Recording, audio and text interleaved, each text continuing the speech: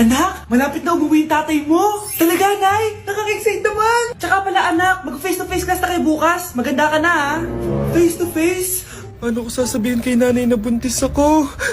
A few moments later. Kain ka lang, anak, ha?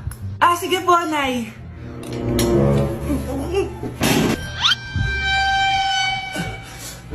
Anak, may sakit ka ba? Wala po, Nay.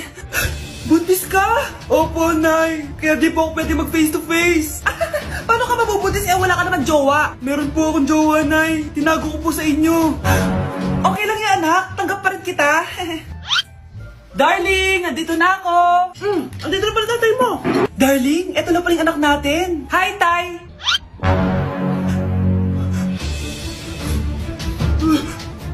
May problema ba? Darling, magpapaliwanag ako. Nay, siya po yung sinasabi ko na boyfriend ko.